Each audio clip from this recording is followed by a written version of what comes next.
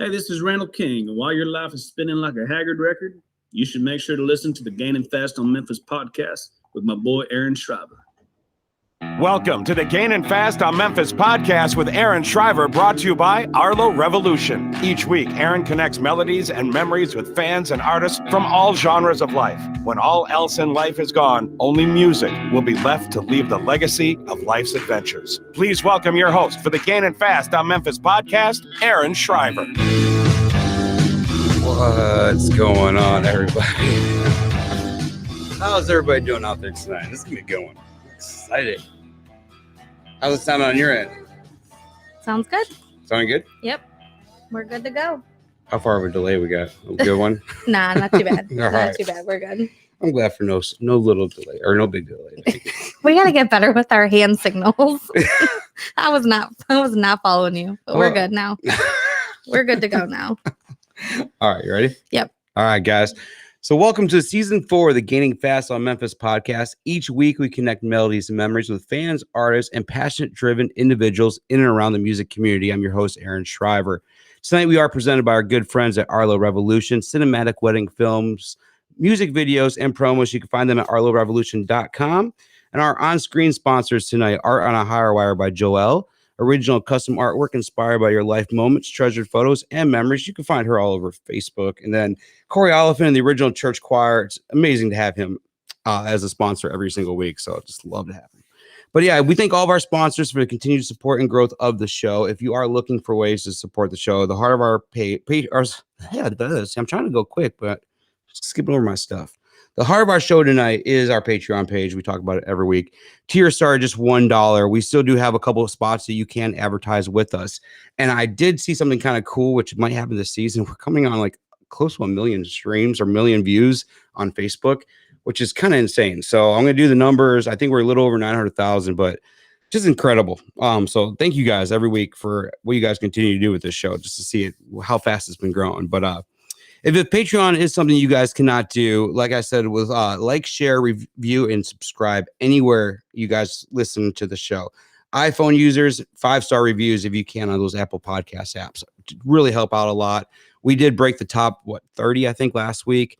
So on the music interview charts, that was amazing. But if you are listening to this on any of the streaming platforms on any day other than a Tuesday, remember, join us live every Tuesday if you can. Facebook and YouTube, you can interact with each week's guest. It's always a good time when you can join us live. So if you are a member of our Patreon, we do have this month, like I said, I am going to add one more item to this, but we do have our Revival and our Randall King little prize packages. And then I'm going to add a little, we'll see. It's going to come in this week. We'll see what I'm going to be adding, but it will be Eric Church Heart and Soul related, since that is the recent release. So yeah, like I said, plus a few other goodies. So we will be announcing the other goodies soon. Got some really big stuff coming up. I cannot wait to announce.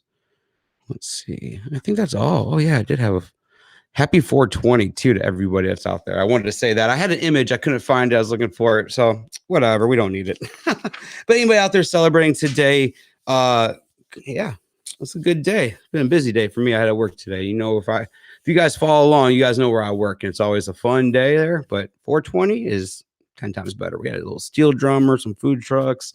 It's a good day today. So, but the night's going to be better. So tonight on a special 420 episode, we're going to welcome in producer, engineer, and artist Still Matthews. I mean, this guy is a man of many hats. So the Nashville native has not slowed down since he was 16. Music runs in his veins, and the talent he has sets the bar high for others. Working with acts like Jelly Roll, Ryan Nelson, Yellow Wolf, and Muscadine Bloodline, it's his own music that comes from the boneyard that he prides himself on. So we're going to go ahead and welcome Still Matthews in tonight.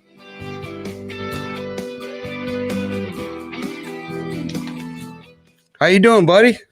Dude, I'm living the dream. How are you? Hell yeah, dude. Oh, I'm great, dude. It's been a good day so far.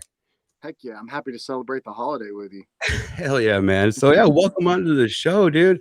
I've been looking forward to this one because I've always done a lot of like country singer-songwriters, and you got your hand in a lot of different genres and a lot of different areas. And this is why I love, just like kind of when I was researching for the show, just find a little nooks and crannies about you, man.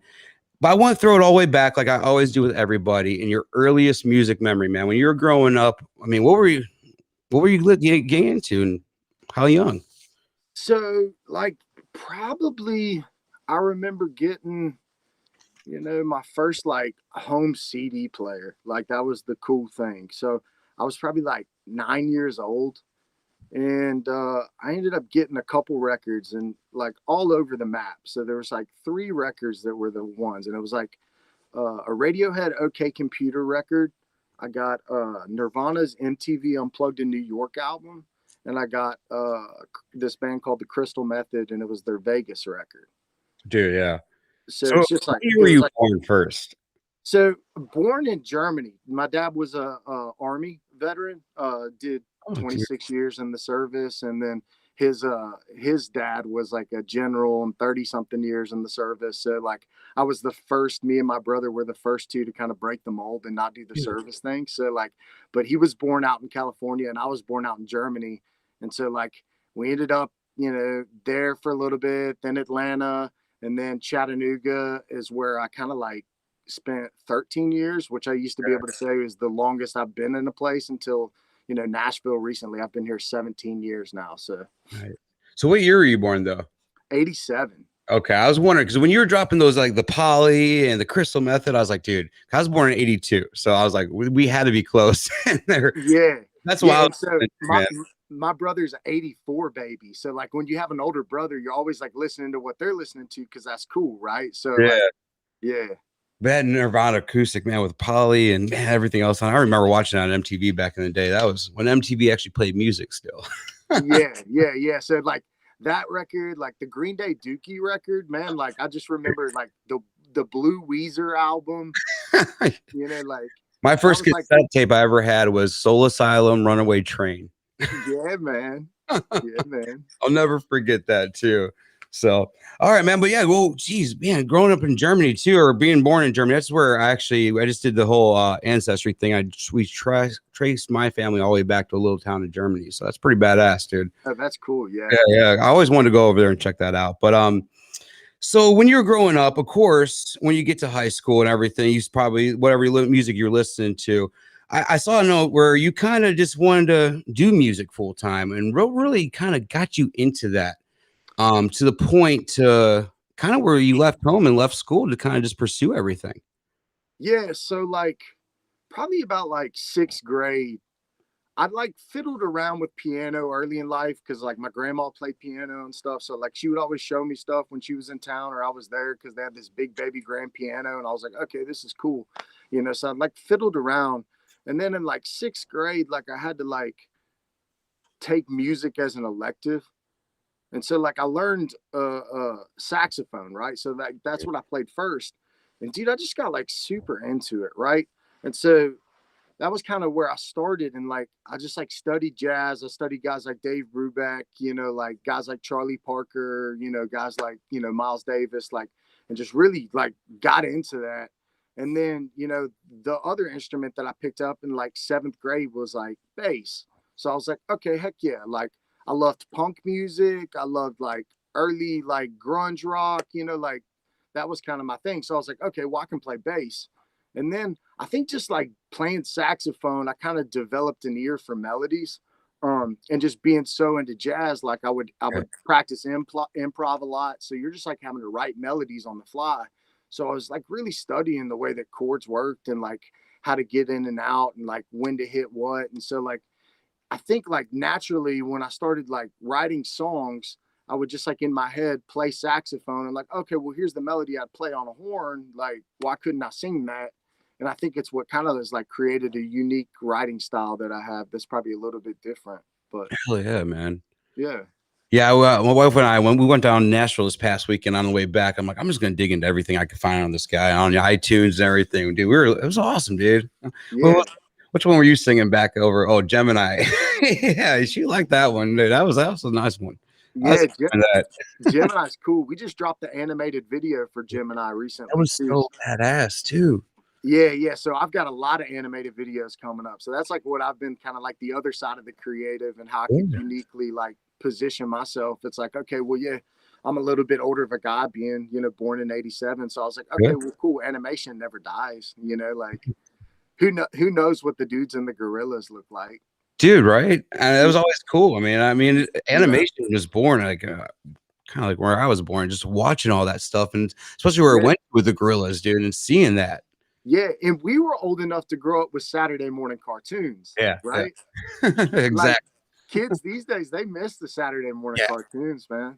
Unless they get it on their cell phone after, I don't know, but they won't get it anymore. So, yeah, because even now, I mean, our kids are watching YouTubers. They don't watching cartoons much. It's not the same thing anymore. So it's just like it's cool to like. I grew up like in like such a cartoon like comic book. I collected baseball cards. Like I was always a thing like collector guy. You know, like if it was collectible, I kind of like got into it. So I still have the whole. Look behind me. I'm still like that. I get into some football cards and baseball cards every now and then too. So, which I love. It's cool. So back then when you were collecting all this stuff, what was like kind of like did you have a prized possession or anything that you just kind of cherished? Probably that the first saxophone I had, like I like convinced my dad I was gonna be good at this. I don't know how. Like I think it's like my dad was always a military guy, right? So he's like a tough nut to crack sometimes. So I had to like always have a pitch and an angle and like how I was gonna use this in life for him to like really buy into the idea, you know, from his kids. So like I think that was really, it. Like I just was like, Dad, give me the saxophone. And like he got it for me and I was like, okay, well, I gotta be good at this, or like I'm gonna like upset him. So like I just like, and I think he regretted it instantly because like anytime someone gets a horn, it's a loud instrument, and when you're not good at it, it's tough to like tolerate someone practicing. So he'd tell a different story now. I thought I was amazing in the 7th grade, but like he'd probably tell you it was about like 9th grade when he figured out, okay, my kid's like talented at this, so like he's gonna be okay. You know, it took 2 years of having to listen to that damn thing through football games, but like I'm here now. You know, Yeah, that's awesome. What was your dad listening to when you were younger? Kind of like when you're growing up. Dude, classic rock. I mean, he's like Eagles, Hotel California album. Dire Straits. Hell yeah. Yeah, like so I grew up on like Aerosmith, a lot of classic rock, dude. Yeah. Zeppelin, Skinner, that was Supertramp was one of mine. I was a huge Supertramp guy, dude. Yeah. And then mom was like, she was more like contemporary pop. Like I think she would I remember riding in the car with her and having to listen to like Norah Jones or like John Mayer, which was like cool. It was like good to get that different flavor from each side of my parents, because they definitely had two completely different music tastes. Yo, dude, and that's awesome because that opens you up to so much. So when you got to being the age of 16, I read that you dropped out of school and ran away. What made you, I mean, other than music, what like kind of directs you? And if you would have stayed and not left at 16, do you think you'd be as far as you are in life with music? Or do you think you would have been on a different path?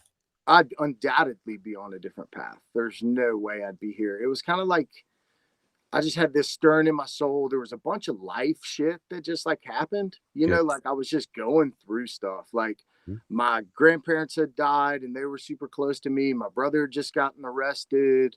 Like my parents got divorced, and I was just like, you know what? Like I didn't feel like I was like even being challenged in school. And then me being like an internet kid, like I grew up on the internet, like researching stuff. And so like I found how you could get early admission into MTSU. And so I just like went in, I dropped out of high school. I just like moved in with my dad in Lebanon and was like, yo, dude, I think I'm going to try and figure something out. And he was like, oh, whoa. What's your plan? Like school starts in 2 weeks. And I was like, I got this plan, right? Like I can get a GD and I can actually go to MTSU like whenever I feel like it's time for me to start college or whatever. And he was like, okay, I'm with it. And so it's another one of those things where I don't know. He just trusted me because I always came to him with a plan and he hadn't seen it fail yet. So he was like, all right, you know what? I'll let him run, like worst case scenario, I'll put him back in high school, like whatever. Yeah. And so like it just worked. Like it worked. And then so like my cousin was a rapper in Lebanon, and so like he was this older influence, and I recorded my first punk band, I think like my freshman year of high school. I built this computer. I had a computer DAW. Like the recording sucked. Like digital recording was not what it is today. But like, so I'd been recording music, and then like I moved to Lebanon, and my cousin's a super talented rapper, and I can kind of make beats on this keyboard. And like, I knew how to like kind of work a DAW or whatever to record him. And so like, we just started making CDs and mixtapes and like just trying to sell them. And, you know, it was like the MySpace time. So like 2002, 2003 ish. Yeah. So like, I'm like selling hand copies of my cousin's records that we've made in my house, like for 10 bucks a piece. And like, I would jump on MySpace and be like, yo, Wilson Central High School, 3:00. I'm going to be in your parking lot in a gold Cadillac with 212s. And I would just pull up in my Cadillac, banging the records, and just sit there and take people's lunch money, just like no sweat. And they're just like, who is this famous recording artist? Like, how's the pitch? And like, since I was young, I like could fit in. Like nobody didn't think I was in high school because I was a 16-year-old kid. And my cousin was probably like 23 at the time. So like, we kind of just got this little local buzz. And then he developed this rivalry.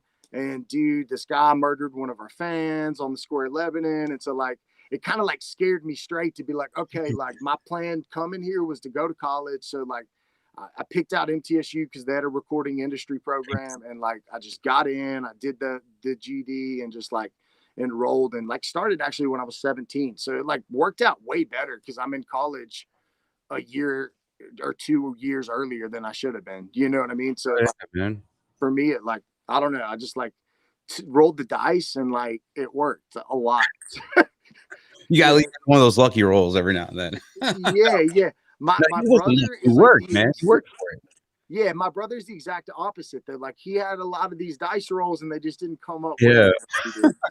I mean, but you still, I mean, you create your own luck at times. I mean, you definitely, you worked your ass off, dude. You proves it. I mean, just with everything else, you saw the dream at 16, and you ran and you chased it, dude. And you still haven't stopped. Like, I mean, I said, you're still working your ass off doing it. And the accomplishments you've had is huge. If people haven't dug into this guy or have really met Still Matthews yet, stage name, you also go by Matt Wallace. We'll mention that, but you've worked with Jelly Roll, Muscadine Bow Line, Yellow Wolf, Ryan Nelson, which is a former guest of the show, Struggle Jennings. Of all the people you worked with, who has been the most pain in your ass? I guess that. Dude, 100% Muscadine Bloodline. I thought you were going to say Nelson, but no, 100%. But it's not any fault of their own. It's a duo problem. You just have to balance two personalities. Yep. And that's a different bear to juggle than just one guy. Like when you just have one human to work with, it's easy to get them on all on the same page. But when you've got to juggle Gary and Charlie, and they might have different thoughts or different ideas, and it's like, okay, well, we can only really execute one of the ideas well, so like we kind of got to figure that out. So I think it's just by virtue of them being a duo, it's nothing to their personality or anything. Exactly, dude. Duos are tough, you know. Did I see you work with Jordan Fletcher too somewhere? Yeah. So I managed Jordan for a while, and then like I was managing these guys, and then really just Jelly's like career trajectory went from like 0 to 100, and like I like had to just like be like, guys, like I've got to like do this, like this is where I really need to focus my energy.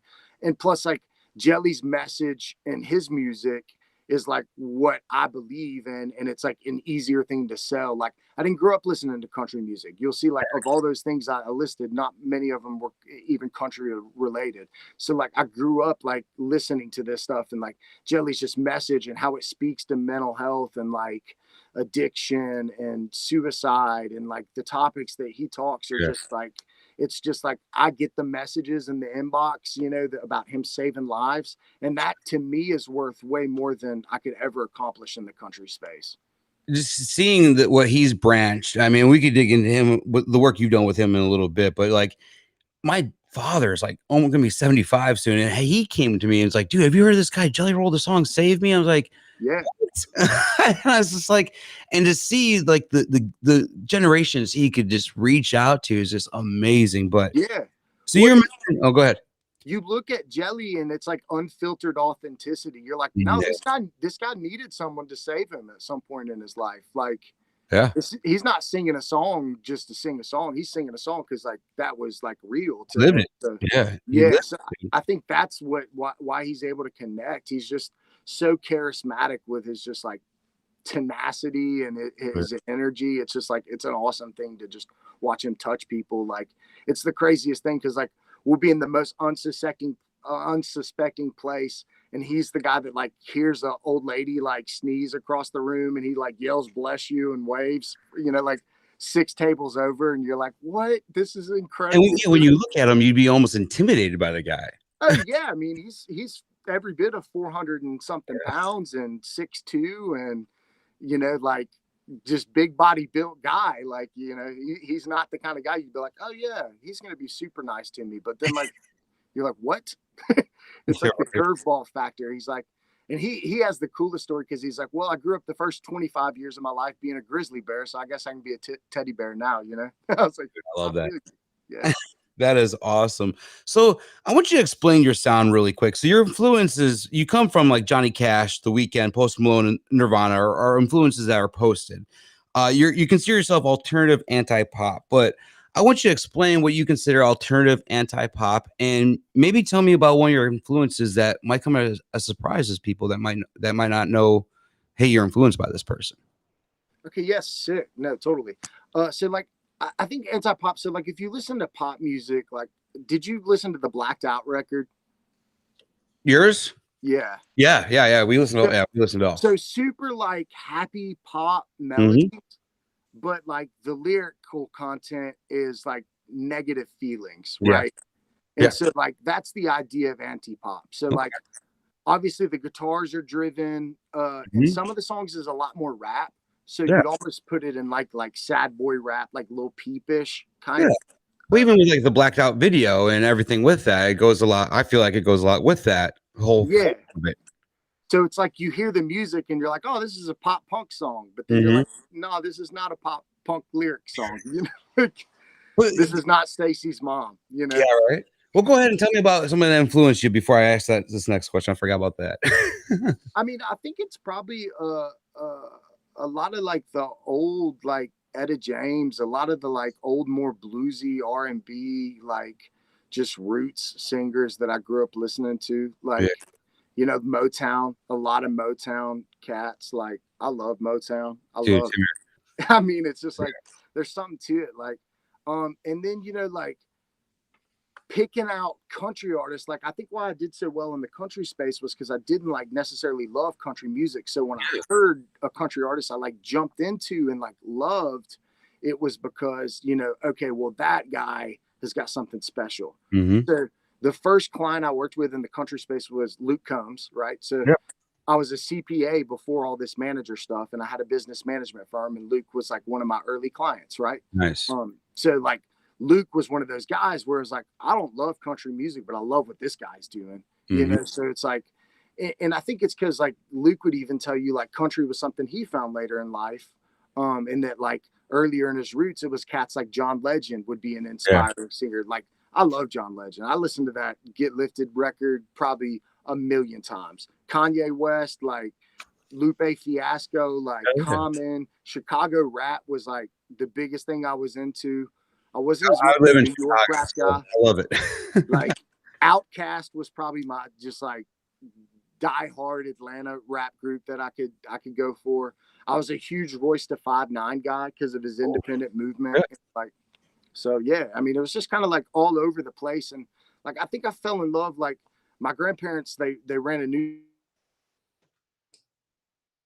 like always from a business minded cat. Like it wasn't like a mistake I became a CPA. Like you learn a lot dealing drugs when you're crazy and a young kid. Like I was way more advanced than the other business students at MTSU, and I realized it was because I understood what accounts payable and accounts receivable was because I've lived it. You probably learned more that way than you did at school at times, dude. Yeah. School was just for the definitions. I was like, oh, you mean this shit I've been doing my whole life? That's really called an accounts receivable ledger. That little black book I got, all these motherfuckers that owe me money. Every single one of these guys. Like so that was like that was like weird. really like I don't know, like it was like no thanks. So like I just like looked at like businesses and brands and like music and like was like, okay, well, what could this guy's business be independent of if he had the help of a record label, independent of if he had the help of radio, like what can people fall in love with? And then, you know, like the internet and social media and all this was like the paving way. And like my first experience, like I told you, selling records was using MySpace. Like, so I was selling physicals through MySpace before people knew that that was a thing, I think, you know? Dude, yeah, MySpace. I mean, I went back to it a couple of years ago. I was like, dude, what happened? It's all music now, which is awesome. But they kind of went back to focus more on the music. So jumping back to like the whole anti-pop we were talking about and everything else, like listen to your lyrics and how you're kind of talking about how you connected with Jelly, but you yourself, you use a lot of your music to help cope with like mental health issues and stuff that you've probably been ever since you were young and everything else. So for you, when you're kind of putting your personal issues into your music, how does it, how easy is it for you at times, or how hard is it for you too, to kind of be vulnerable for yourself and for maybe your fans? I think it's easiest for me because it's like, I know if I felt that way, someone else did. And so like, I'm not trying to reach a million people. I'm trying to reach the one other person that felt that way. And if my goal is one human being and touching them with a lyric or something that they can relate to, or like a situation that they've been through, you know, like, you know, I think that's worth it in its own. So it's like, I think for me, like the vulnerability is like my own release in a therapeutic manner. It's like, even if nobody listened to this, like me getting to say all this now on a record is like, okay, well, cool. Like I got that out, like that exists now. I don't really have to like revisit that unless I want to listen to the record. The record tells the story. So it's I kind of like that, man. Yeah, I definitely like that, because I know, especially the last year or so, this whole pandemic, a lot of people have a lot of mental health issues have kind of spiked in this past year. And we need, I mean, fans like myself, we need artists and musicians to kind of put music out like that, because that's the only way we're going to really cope. And I mean, you have a song, this is how I cope and everything. That really kind of, when I listen to it, is just, I hear these different things. I love it, dude. So I love it, the music you put into it and how you put your heart and your personality into it. So thank you for that, for being that kind of artist. Yeah, I think the more we talk about it, the more it like gets better and the more we learn.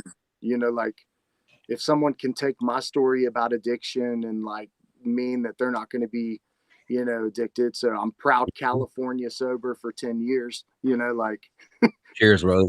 Yeah. So it's like, man, and I can't imagine, you know, like growing up, it was tough because I feel like I was almost like set up for failure. Right. So like growing up, I had ADD.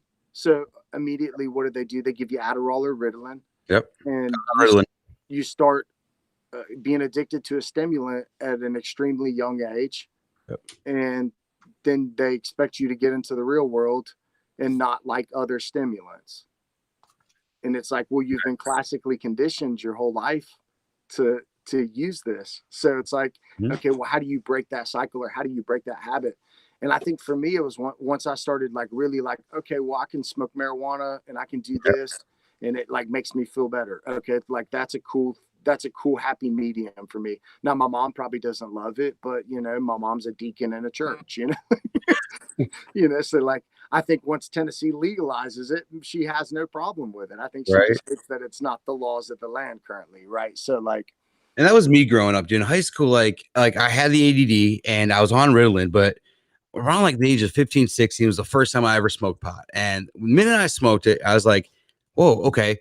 I had focus, and I felt like I knew what I was doing, and I felt like it was more of a straight line in a way. But the Ritalin, I had to get off that because I felt like I was still crazy on it in a way. And I just didn't like how I felt. But every time my parents found my stack or my stash or whatever, they'd take it from me. They're like, hey, you got to graduate before you do this. But now that it's legal here in Illinois and I work at a dispensary, and I see so many people come in and talk to me about when they were young and how this helped them do this and do everything else.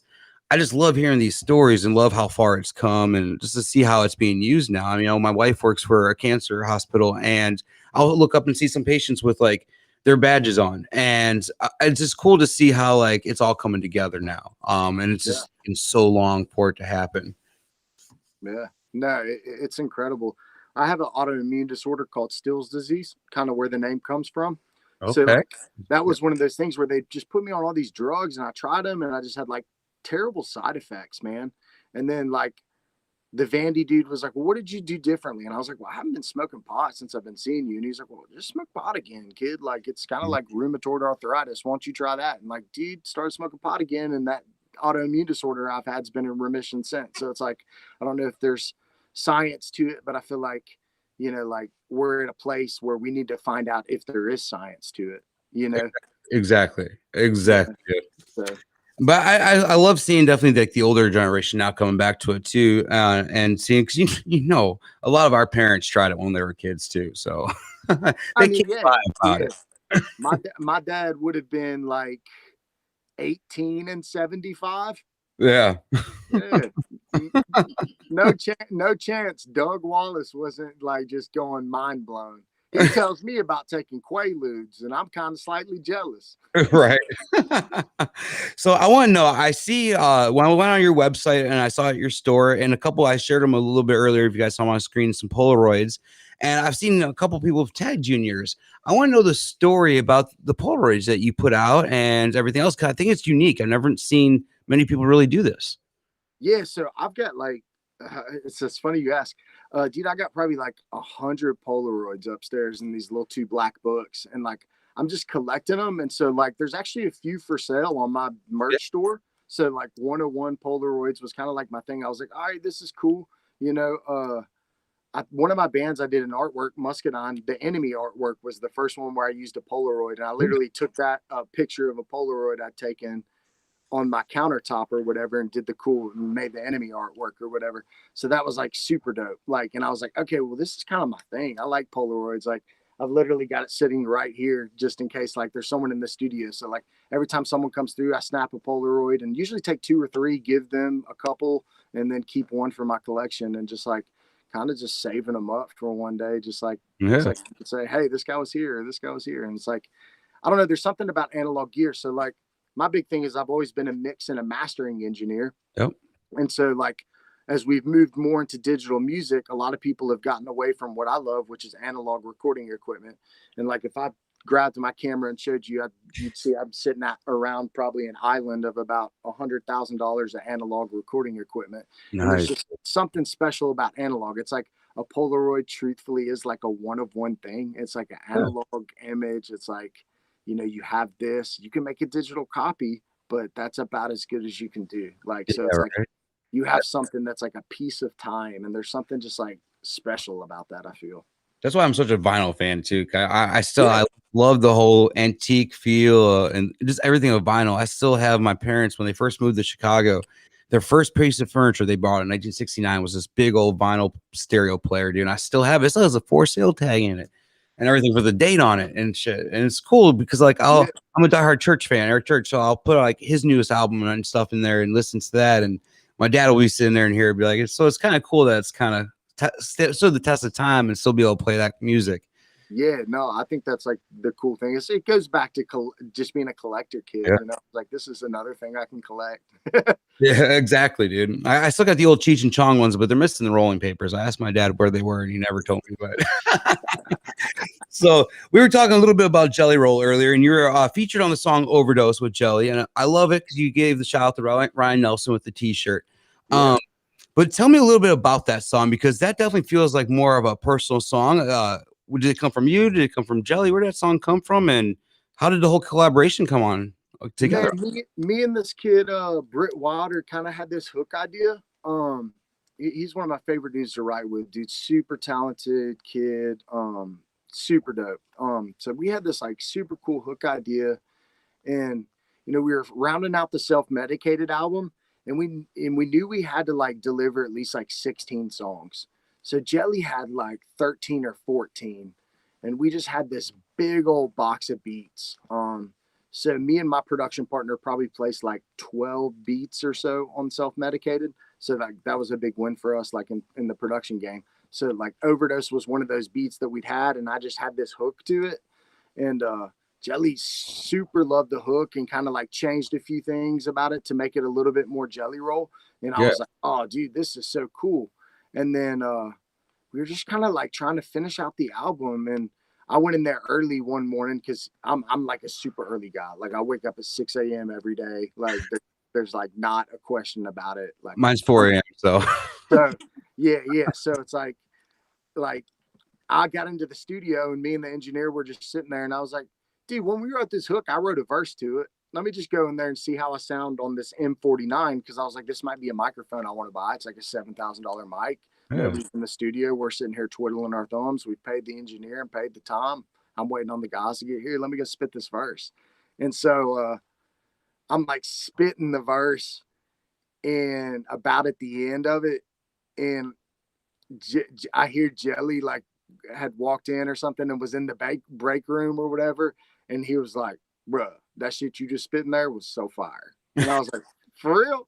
He's like, I think you just got your Still Matthews feature. He's like, you've been helping me write hooks too many times not to give you a little feature here. So that was kind of how it all unfolded. And I was like, damn, dude, it was like that moment of like, man, my whole life I've been trying to work with Jelly Roll, you know? Like, yeah, I'm actually going to be on a record, not just like the manager, not just this guy behind the scenes shooting videos or taking pictures or making beats or playing some guitar in a live video. Like, I'm going to be on the record. So like, it's just awesome. That's kind of like almost like how Ryan Nelson told me about how when he worked with him in his song, he's like, yeah, he goes, I thought I was going in there working on like a guitar riff or something. Next thing I know, I'm on the damn song. He's like, I didn't even know I was going to be on this song. He goes, I thought I was just going to do like a scratch vocal or something. yeah, dude. It was so funny. Me and Nelson wrote that one too, together, that hook, that Too Far hook. Yeah. And he wrote it and then he was singing it. And I was like, dude, just get in there, dude. Let's track it. And it was so fire. And Jelly heard it and he was like, yeah, dude, like, why would I re-sing that? Let's give a shout out to our boy. We had just done our little deal with Ryan. So he was like, let's just put him on the record. So it's cool. Yeah. So we've got Ryan in this really cool, like, artist development deal, which is kind of like just functioning kind of as de facto manager and like working his records and really just trying to help him grow his career. Just because I've been knowing Ryan for 5 years. We've been writing songs together. Me and him wrote Show Up Drunk. So shout out to that song, because that song's a jam. I think he said today his song was going to be Show Up High when he shows up tonight at the show. I hooked him up Sunday with a little bit. So yeah. So yeah, man. So like, just shout out to Ryan, dude, for being like a really dope songwriter and just hustling, man. He's got an awesome record that me and the guys have been working on our team. Just like really just put together the business side and the rollout plan. And I'm so excited about the next 16 songs that nice. Coming. Like it's what is that? All My Dances, is that the one? All My Dances is one of them that's a smash. Dude, he played that on the show when he on the show. Dude, that was awesome. Definitely one of my favorites. Heavy favorite on that one. So talking about Jelly before we got to roll on to the next thing, but he was really big in the independent scene. He still is an independent artist. Do you think he's changing the future of independent artists in any way?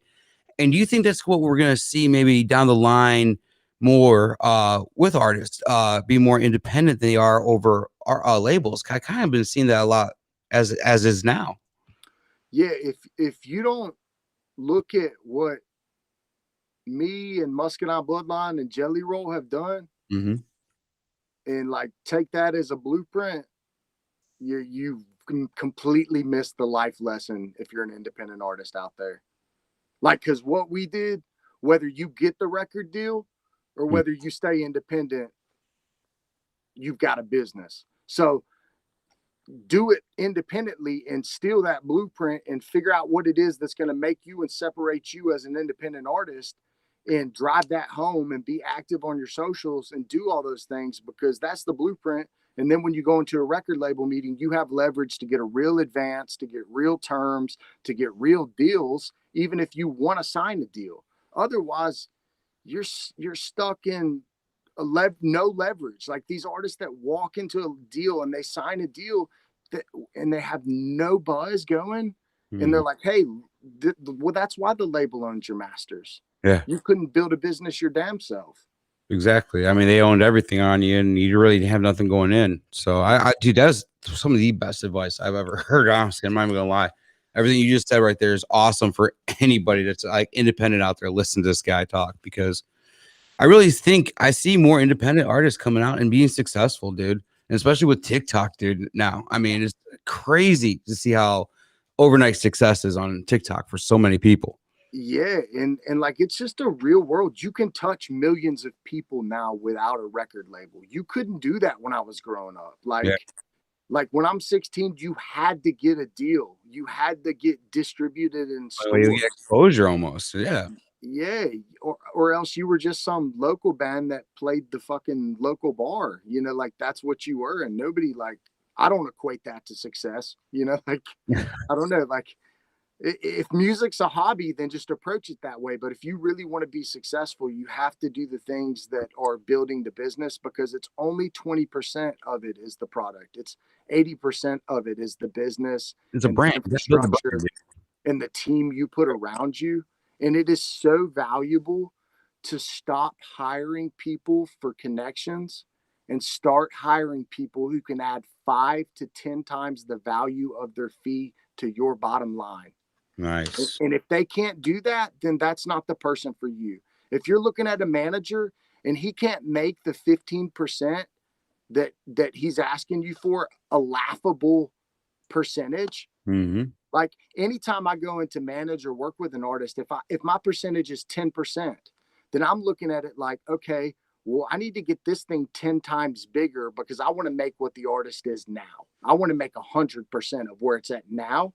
So that means I got to grow this thing 10 times. Yep. And if I do that, then I can look at them and I can be like, well, dude, we're making,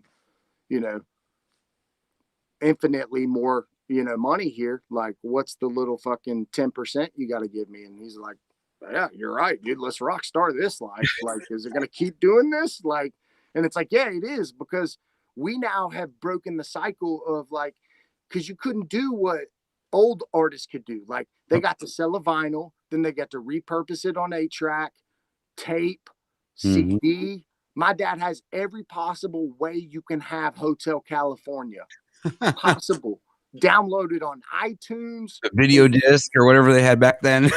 every possible way you can have the record, and it's like, now we live in a world where it's repurposed every time you play it, Yep. So it's like I tell people, if you want to make $100,000 from streaming, you got to get 34,250 people to listen to 2 songs a day, 365 days a year.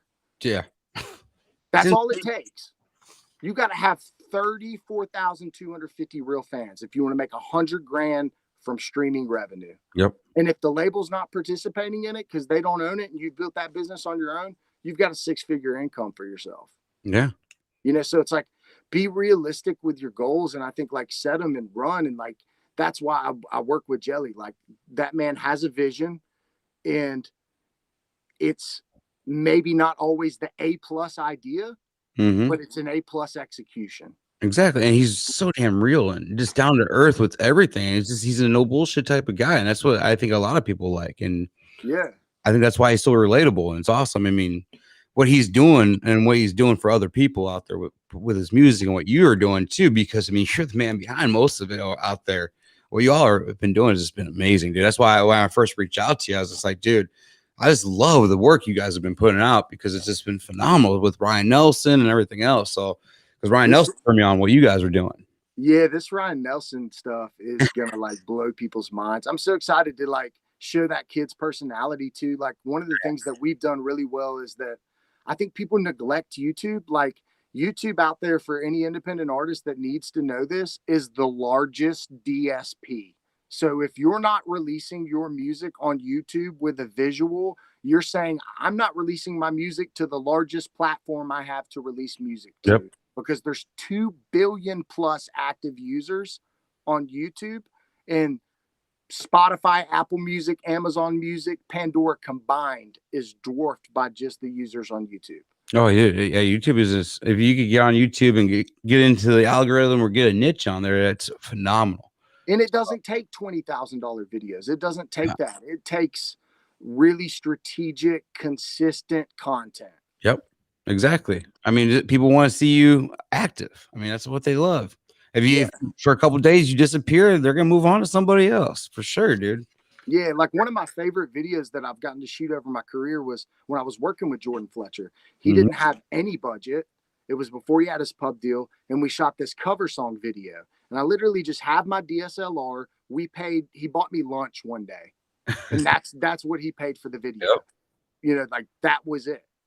But I mean, look where it's also. I mean, it's something that you could say, "Hey, this is what I was a part of," and where you are now, and it's just cool as hell to look back and see that stuff. Yeah, no, and it's awesome to see where that kid's at. Like that dude has a bright future too. I had him on the show too a couple of seasons or so ago, and dude, he's awesome. I love what he's doing, man. So definitely bringing the heat on that one. So all right, we're gonna move on to our next segment real quick. We're gonna take a 20-second break, play a quick sponsor audio, and I'll be right back, bud. Awesome.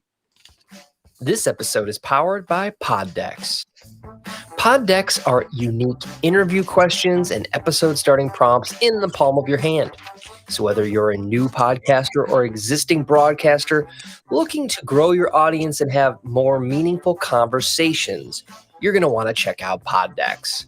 Now, if you want to get 10% off your order right now, you can go to poddex.com and type in coupon code. What's the code?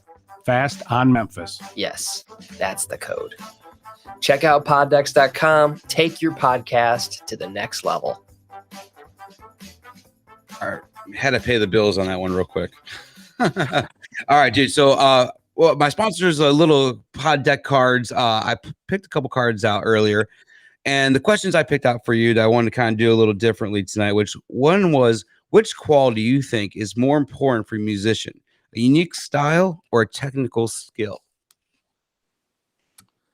If I had to choose, I'd say unique style. Okay. But the right answer is self-awareness. So it's knowing which of those two things you bring to the table and hiring a team around you that brings the other side of the table. So really, I would say focus on what you're good at. And if it is a unique style, then hire people around you with technical skills. Yeah. And conversely, if it's technical skills, hire people that have unique style and branding about them to support the things that you're good at. Because like ultimately that's what it takes. I kind of chuckled too right when I was playing my audio, the sponsor audio. I'm like reading this question, I'm like, he literally just answered this question, it feels like. So, and then the second one I picked up is, if you could call yourself when you were 13 years old for a 5-minute conversation, what would you be telling yourself at 13 that you know now, knowing what you did at 16 when you ran off too? I mean, honestly, like the best advice I could give myself is just keep doing exactly what I'm doing, because it's going to work. Like it's going to work. Like the things you're passionate about, like I chased what I was passionate about. Yeah. So I would tell myself to just keep chasing what I'm passionate about, because if you've got passion, it trumps most other cards or obstacles you're going to have around you. So it's like, that's what I did, is I just chased passion. And I was like, okay, well, what's a complementary skill that I could use always? Accounting. Okay, well, I'll go get that. That's my like safe plan that I never really planned to be a real CPA, but then like I got stuck in it. Right. But then like, but it's like, yeah, just find what you're good at. And if you want to work in the music business, then like get the skills that you think you can do the best and focus on those. Like, I think bringing a business mindset was the most valuable thing I can do, because I have this right side of the brain that thinks really creatively, but I also have a left side that's like super analytical. So it's like, I can speak creative, but I get the business side. So I'm like, okay, guys, well, this is like how I would understand it if I was just in creative mode. So it's like, people have layman's terms. I have creative mode terms. It's like how to speak to creatives is like the most valuable thing. If you're on the music business side, how you can speak to creatives is the most valuable skill. And the psychology of a creative, if you can learn that, then you're going to be able to better serve your clients, just period. Yeah, I love that. I definitely love that. You're teaching me a lot tonight, for sure. I love this, man. It's been a really fun interview. So this next segment I'm going to do is called the hot seat. I'm going to ask you 10 questions. The first thing that comes to your mind to spit out. And let's see. Go ahead. And we're going to do a little music. Turn that down. Yeah, there we go. Just a little bit. All right. Your first cassette tape you've ever owned? That MC Hammer one. Oh, hell yeah. What's your hometown famous for? Chick-fil-A. Oh, dude, hell yeah. What poster was on your bedroom wall in middle school? Grant Hill. Dude, hell yeah. So, dude, I had Alonzo Mourning too back in the day, dude. I love that. All right. The strangest thing you've ever seen in the middle of the road. Yorkshire Terrier dead. That's pretty rough. Yeah. Oh, yes. I agree on that one. We've had some weird ones. What did Nelson say? Like someone drunk and naked or something? I thought it was a squirrel was what was bad. And I was like, no, that's really a Yorkie. I see the collar. Oh, dude, that's rough. Yeah, definitely. All right. What's one song you wish you wrote, man? Oh, I Got Away With You by Luke Combs. Dude, that's hell yeah. All right. Shout out Ray Fulcher on that one too. Dang it, when he was on the show a couple weeks ago. That was oh my awesome, too. goodness, dude. What a great songwriter. If y'all don't know Ray Fulcher, like know Ray Fulcher. He's a guy. You might be on the same lineup as him one day soon. I love it. We'll talk more later about that though. Yeah. All right, dude. What's one thing people buy that you think is a waste of money? Shoes. Dude, thank you. Like, let's just be real. Don't put $120 into a pair of Nikes.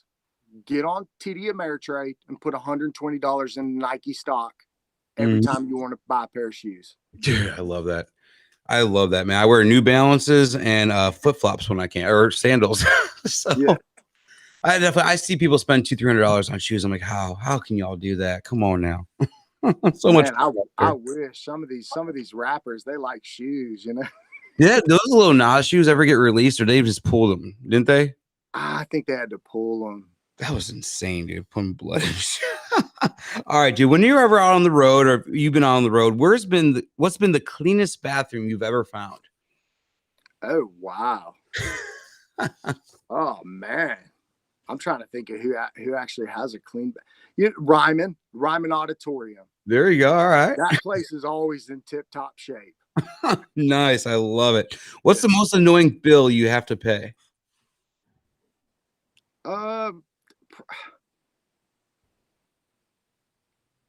This sounds terrible, but pet insurance. Pet insurance. If you want to save money, don't own bulldogs. All right. I'm sure your dogs, they have pet insurance, so I'm sure they were not cheap dogs to begin with. Yeah, no, it's a bulldog. So like, like you're spending money for a bulldog, so you get pet insurance because you're like, it's a bulldog. But like, really, like I've had mutts my whole life. This was my first like purebred dog, and I'm like, man, this got all the problems. All the other dogs I had were just chill. They just turned 14, and then old age took them. You know, like.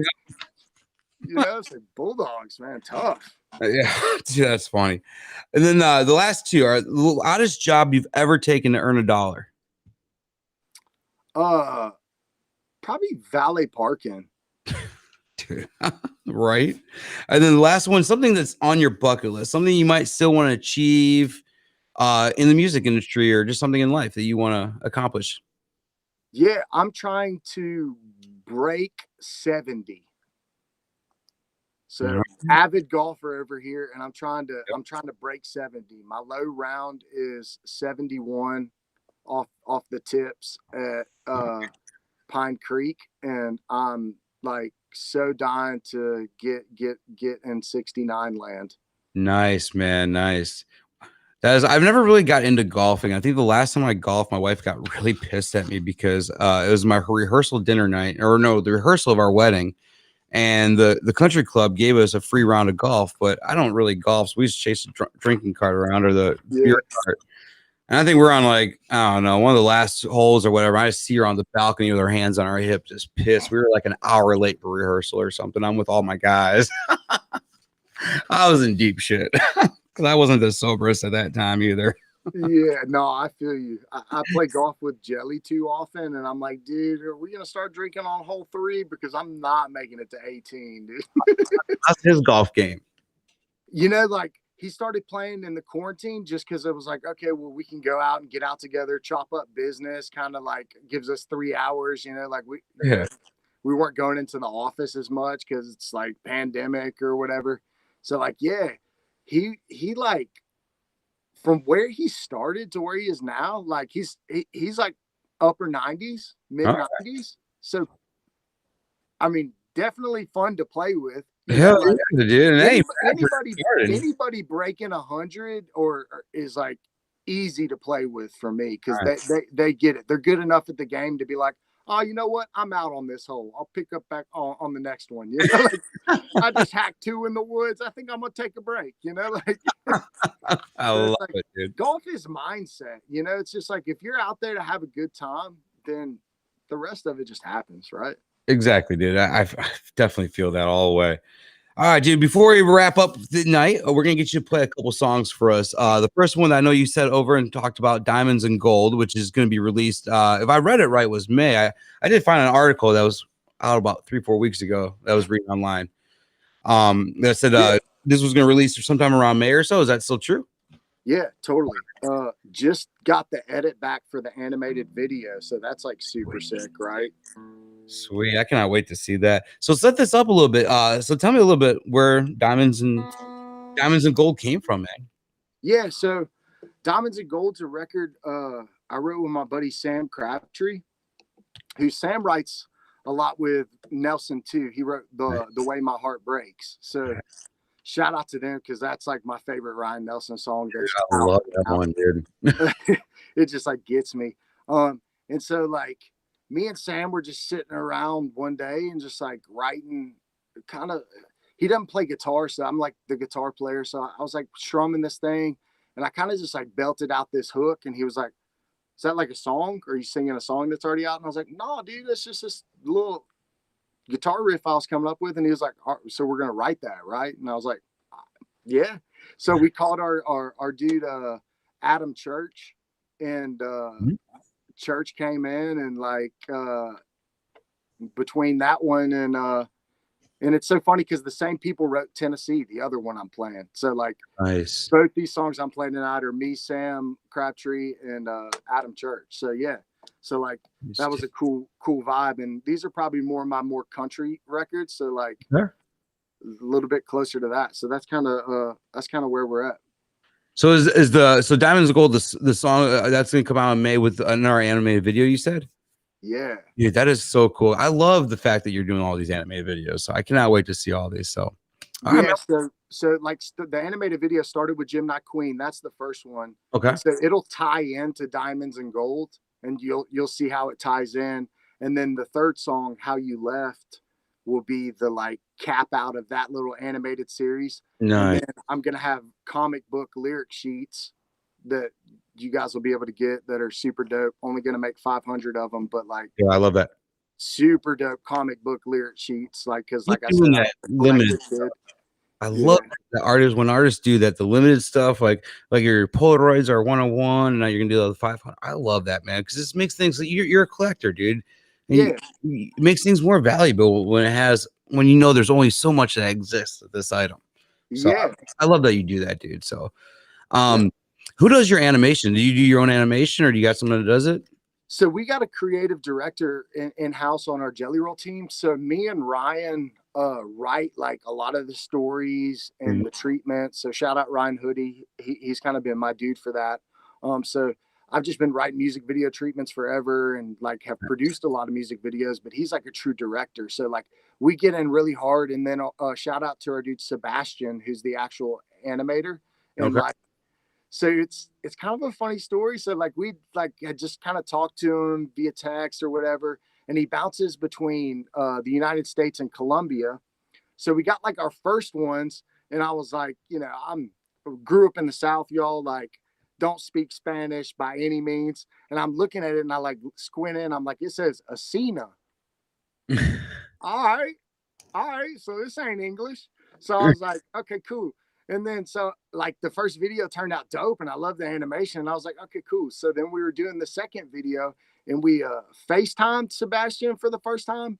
And he's like, he's like a young kid. Like he's not that old. Like he's probably like 18 or 19. And there's like apparently a team of animators down there in Colombia. And he's just like from there and just like So they're like crushing the shit, honestly. Like, Nice, dude. That's cool shit, though. Yeah, that's hell yeah, man. All right, well, I'll give you the stage, and yeah, here's Diamonds and Gold, guys. all right, y'all. I'm gonna take a sip of water before I do this. All right, we good.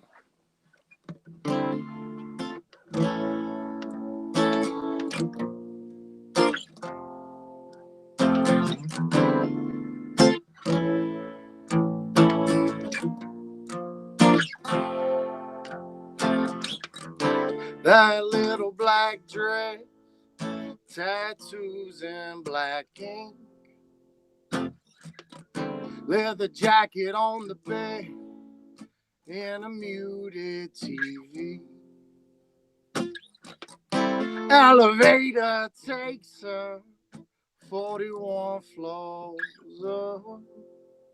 Somebody's waiting for an angel, watching rain fall down the window with the night sky lit up.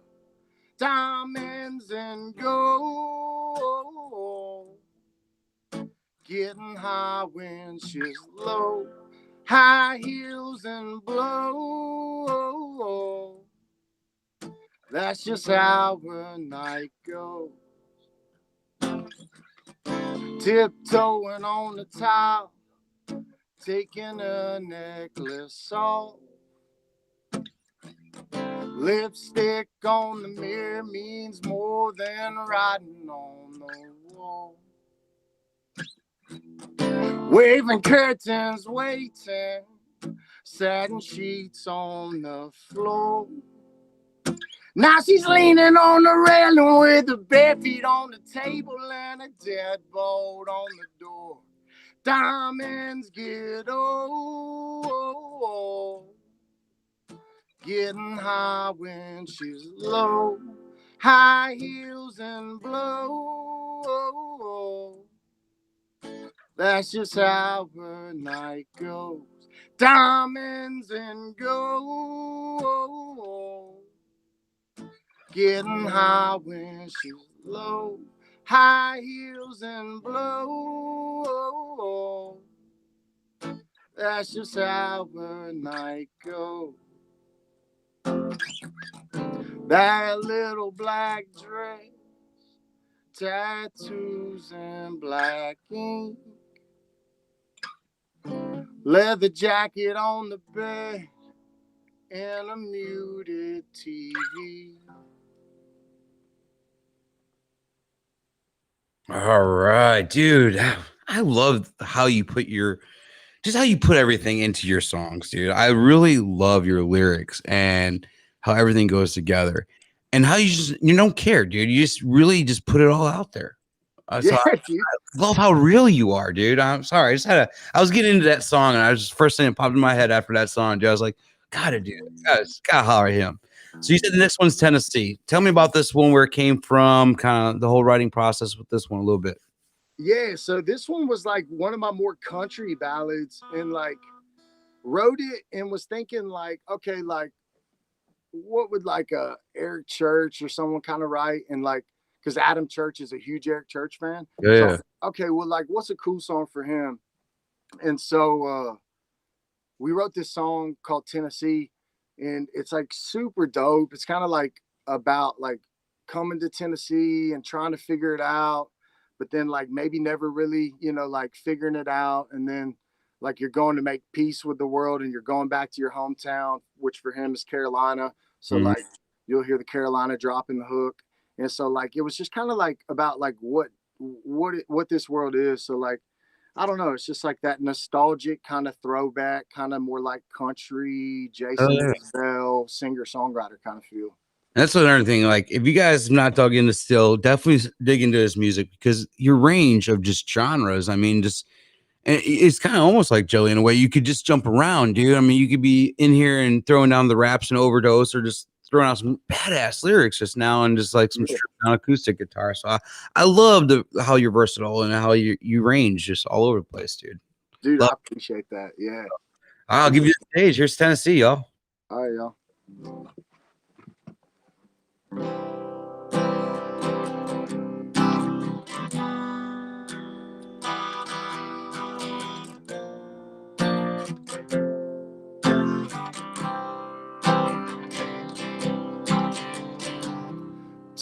Tennessee and the turning leaves.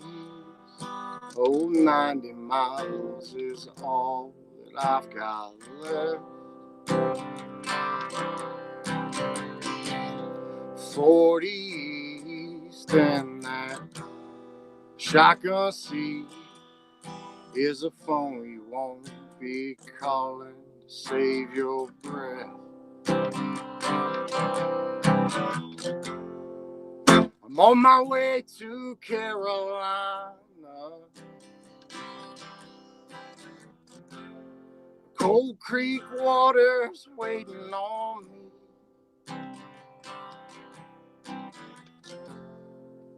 I'm on my way to Carolina.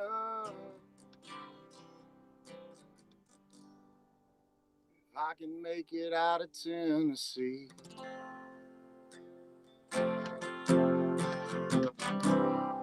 Midtown nights and those starless skies. Those city girls just waiting on free drinks. Southern Pine, I'm on Eastern time. Some things are made to come back when they leave.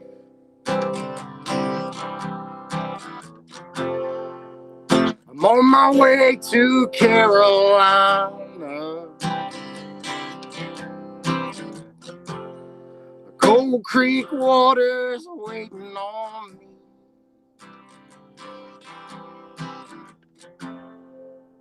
I'm on my way to Carolina.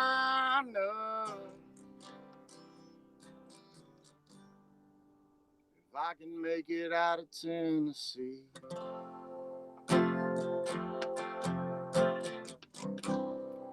Tennessee in the turning leaves. Oh, 80 miles is all that I got left.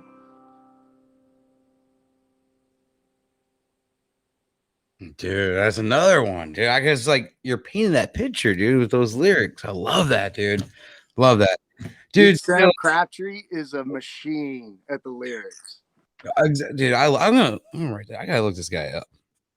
I'm a huge songwriter fan, dude, and I gotta check this guy out. See what else He's a songwriter too. Nice, Because dude. it's a guy that like he doesn't play instruments and he's like not like a singer.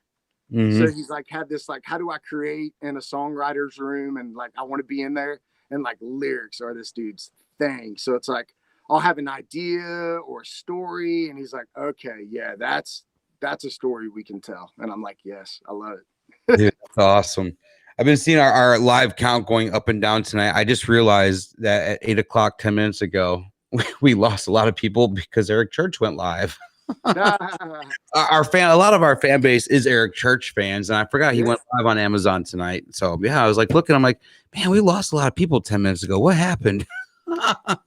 Oh well, they'll get us on the streams. They'll get us on the streams tomorrow once it gets uploaded. I'm sure they will. But dude, thank you so much for spending this last hour with me, dude. I really appreciated getting to know you and getting to know really Still and just where you came from, man, and just Matt Wallace as well. Yeah. Just all the different things you dig into. And you're kind of like me, dude. It's like I don't know where you find time to sleep. Well, fortunately, I really don't like sleeping too much. So right, it's like, we can sleep when we're dead, dude. I get this 5-hour window and I call it good, you know? Dude, I'm the same way. If I get 4 or 5 hours a night, I'm good to go. Midnight to 4 a.m., I'm good. So yeah, I'll smoke my way through it, right? hell yeah, dude. Do you want to if you guys are looking for Still, if you look up in the show notes in today's episode, and either if you're listening to it live or if you're listening to it back on the streaming, you'll be able to find all of his links. Do you have anything you want to say before you sign off Still? Man, I just appreciate y'all tuning in. This has been a heck of an experience and a good time. And for all the independent artists out there hustling, like don't give up. Chase your dreams, like, and chase them like with the most tenacity and passion you can, because they can come true.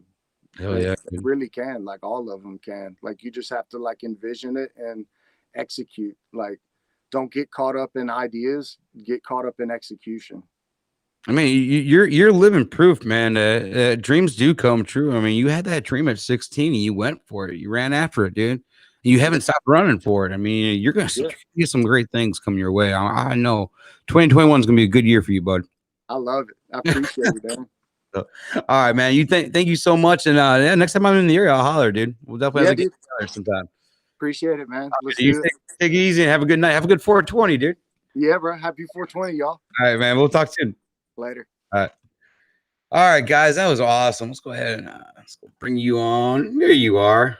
How did you have fun tonight? I did. I did. I really liked him. He was a cool guy. You know, he's a smart guy. That's what I got off him. Like, he had some knowledge. I think he knew that at a young age. I do too. And he knows. I think he knows exactly what he's talking about, and I think he has a lot to offer to people. So I learned a little bit. he should do like a TED talk. I mean, seriously, seriously, he had a lot of really good advice for people, and I mean, I was intrigued, and I'm not, that's something I knew that you were kind of new to, the whole like production and mixing thing and everything. Oh yeah, for sure. I really think he should do some speaking. I think he's really good at it. Oh hell yeah! I mean, it was great to have him on the show and just really talk to him tonight. So did you have fun this past weekend? I did. We have a really bad echo. I don't know where it's coming from, or on the live feed, it's a bad echo. I don't know. Yeah, I figured it out. I hit the wrong button.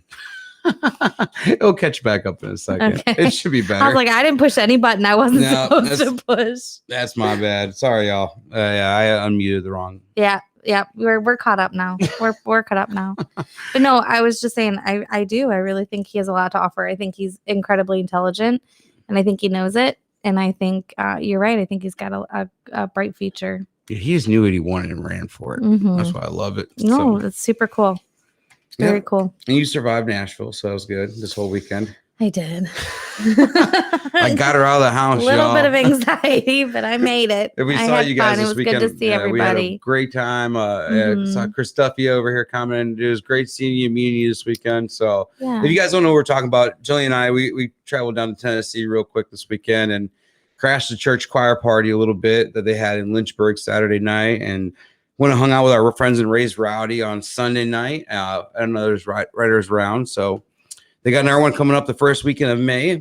I'll be back down for that, and I cannot wait. So I love getting down there and seeing everybody in Nashville. And if you guys are out, definitely check these writer rounds out. They're really cool. They're amazing. If you've not been to Nashville and saw a stripped down writers round yet, you need to see these things. They're just phenomenal. We're gonna go hide you real quick. So yeah, all right, guys. I'm not camera ready tonight. You're all good. All right, guys. Thank you for joining us tonight on episode 80 with Still Matthews. This is just sure at 420. I won't forget. You just muted me instead of you. I meant to mute myself. All right, guys. Let me go ahead. I'm going to redo that so I can edit that out. But no, thank you guys for joining us tonight on episode 80 with Still Matthews. This sure is a 420. I won't forget. I really enjoyed our chat tonight and getting to learn about Still's journey, and I can't wait to see what he accomplishes in 2021. The sky is surely the limit for this guy, and I wish him nothing but the best. I mean, he works his ass off, so. There you go, Brian. Got two iPads. One on Game Pass and one on I love it. We'll see you guys next week. Brought to you by Arlo Revolution. As we close the book on another chapter, remember, music gives a soul to the universe, wings to the mind, flight to the imagination, and life to everything. Next week, Aaron connects more melodies and memories with other fans and the artists they love. Thanks for being a part of this musical journey, and we'll see you next time on the Gainin' Fast on Memphis podcast with Aaron Shriver.